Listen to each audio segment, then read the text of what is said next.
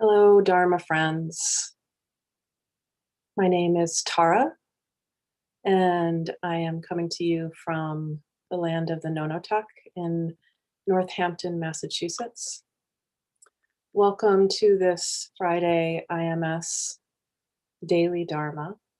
And this morning, I want to share with you a core mindfulness practice that I find to be a great refuge in supporting gaining and regaining presence, awareness, and mindfulness, even in the midst of challenging times. So, here in the United States, and I'm sure in other places, there have been difficult times over the past couple of weeks. And here we have experienced some very stark violence, including some racialized and gendered violence. And the Dharma, of course, our practice can be a great source of strength. And this particular practice that I'm about to share, again, I find to be quite a support in terms of bringing me back to a grounded place of awareness from which I can then act with a more settled mind based on wisdom and compassion. So, this practice is a particular form of mindfulness of the body, which is mindfulness of postures. So, mindfulness of our body postures. And in general, the Buddha taught really pointed to mindfulness of the body as being a practice of great fruit and great benefit. In fact, he said these included the benefits of deliverance of mind and freedom from the taints. So, full awakening. We can begin with mindfulness of the body and really experience a profound transformation of mind. And in particular, the Buddha pointed to mindfulness of the body as a form of the practice which can allow us to experience a mind where the defilements, the hindrances cannot gain a foothold. So we can practice to a state of really calming and settling our minds where our afflictive mind states are not so prevalent or present. And instead, there is a settledness from which the practice can really unfold powerfully.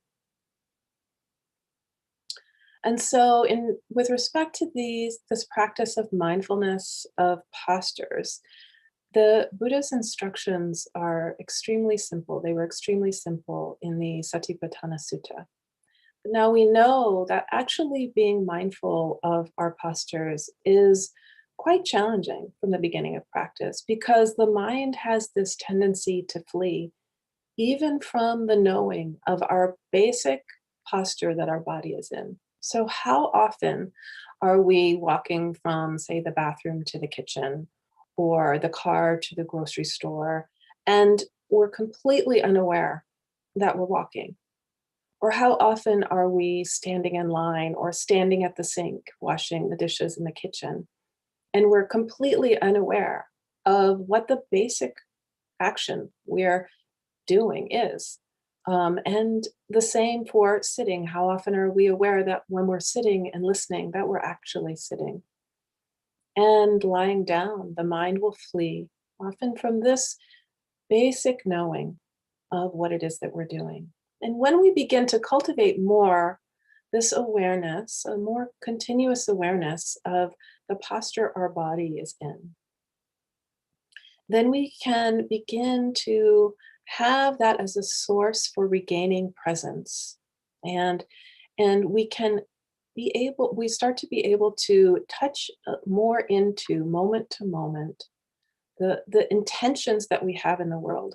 We become aware that we are intending to stand, we're intending to sit, we're intending to walk, we are intending to lie down. And so we become more aware of our intentions moment to moment. And that is such a great source of being able to center ourselves in the non-harming conduct, the conduct based on wisdom and compassion that is such is an aim for so many of us and a great source of joy and freedom from remorse, and therefore a powerful basis and foundation for the whole practice to unfold. So the instructions, as I said, are really quite simple. And quoting here from the Satipatthana Sutta, the Buddha said, referring to bhikkhus, which I'm going to just translate as practitioners, it refers to all of us who are practicing mindfulness, practicing the Dharma.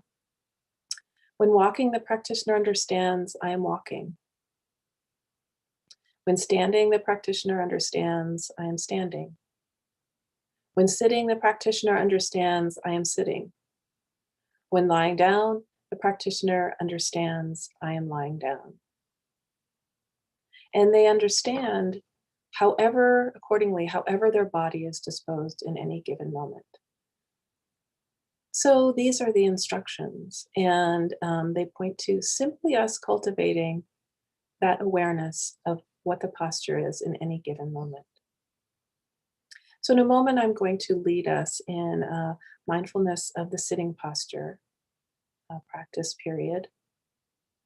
But I first just want to say that in practicing mindfulness of posture, it can be very helpful to first touch into uh, areas of the body where there's generally a strong set of sensations when one is in that particular posture.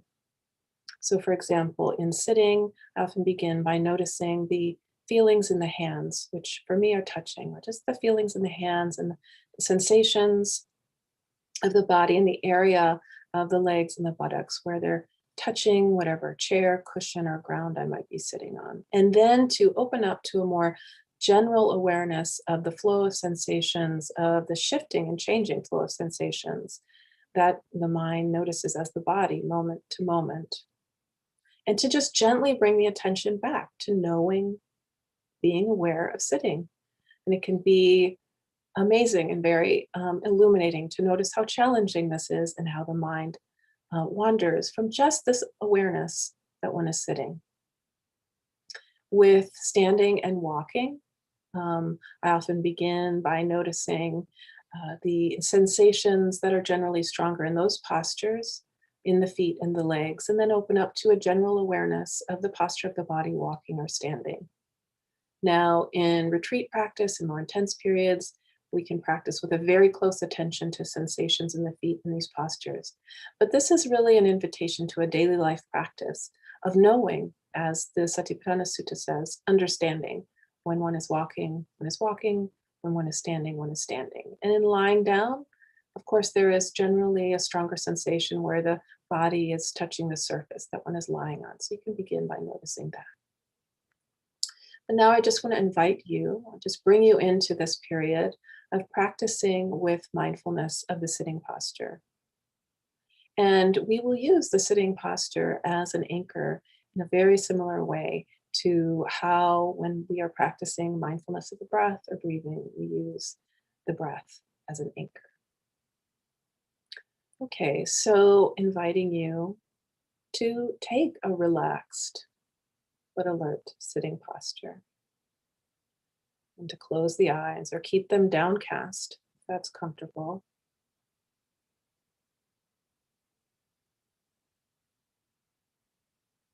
And to first notice if there are any strong tensions in the body in this posture, and to invite the letting go of those tensions to the extent possible. You know, sometimes we carry these tensions in our neck or in our jaw or in our shoulders. And just to bring care to those areas and invite relaxation.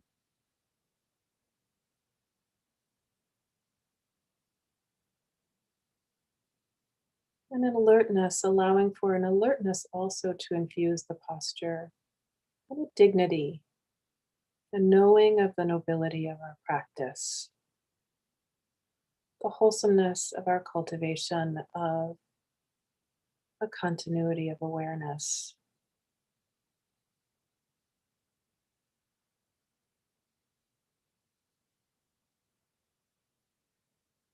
And now inviting you to notice areas of the body where there is generally a set of strong sensations, perhaps of pressure or of warmth.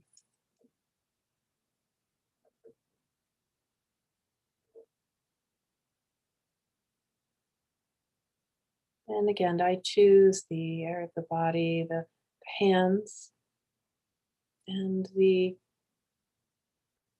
places where the buttocks, the legs are touching the surface I'm sitting on. So to just notice those, and you may notice the quality of that sensation. Is there pressure? Is there a particular temperature? Is there vibration, tingling? Allowing the mindfulness to rest in those areas, to begin to settle the mind.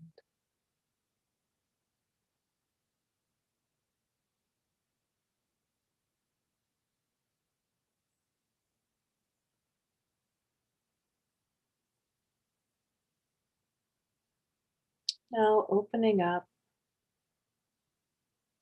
the awareness to a more general sense of the shifting and changing sensations of the body in the sitting posture,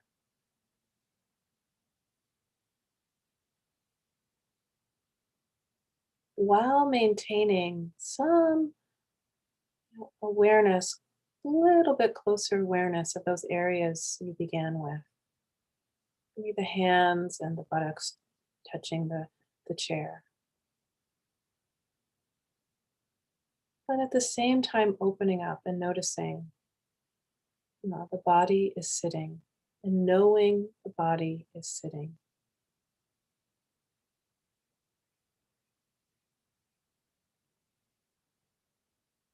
It can be helpful to occasionally drop in a very light and gentle mental note. Just sitting,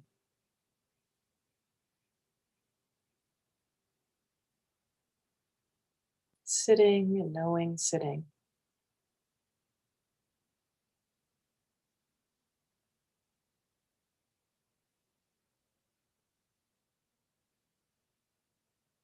And sitting and knowing sitting.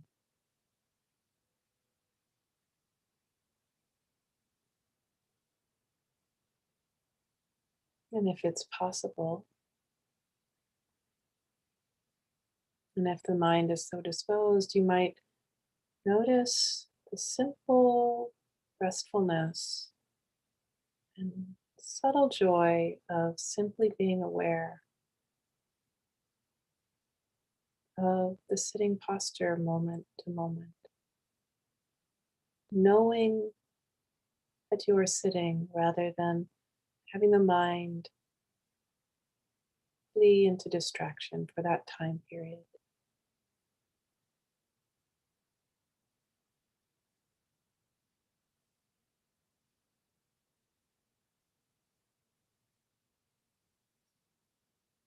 And if the mind wanders, then not to inject judgment when mindfulness arises again. To simply notice that, oh, mindfulness is present again. You can take a moment to be aware of what it's arising in the midst of. It could be sounds, could be thinking, could be an emotion or some strong bodily sensation.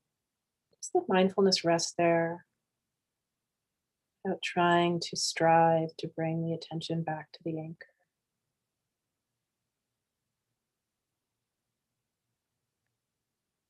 But then gently, when the pull of that other experience is not so strong, just bringing the attention, the mindfulness, back to knowing the sitting posture, knowing that you're sitting, aware that you are sitting.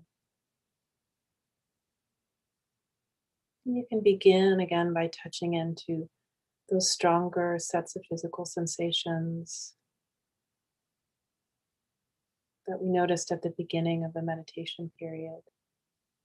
Begin by reestablishing mindfulness of those areas and then opening out again to notice the full range of sensations and to understand again, to reestablish that understanding that the body is sitting.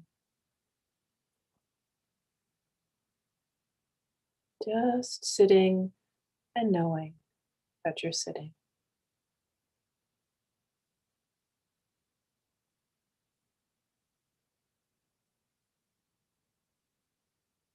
Simple, but not necessarily easy.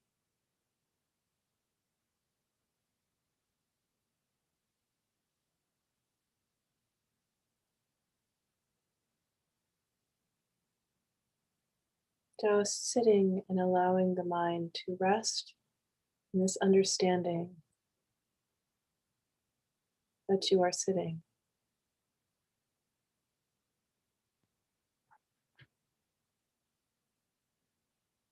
And all kinds of things may be happening in the field of the body and the mind. Just to allow for a light noticing of those in the background. With this reestablishing moment to moment of the awareness that you are sitting.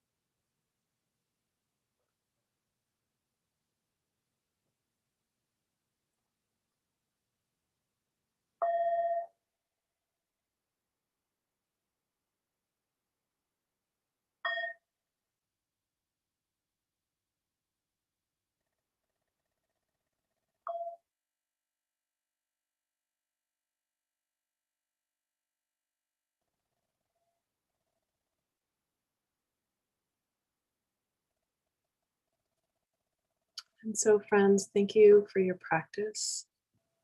And I hope that this invitation to mindfulness, the practice of mindfulness, the body postures, has been a benefit.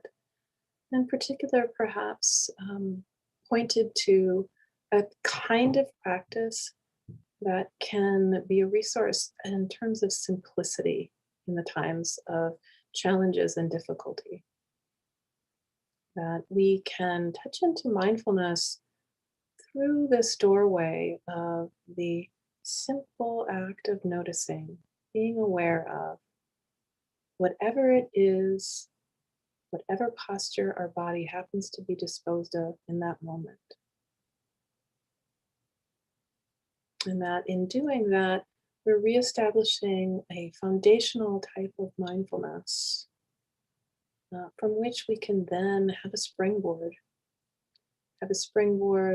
to cultivate a settledness of mind, and then to act from there with caring towards ourselves and others in the midst of it all that's happening in this samsaric realm that we live in.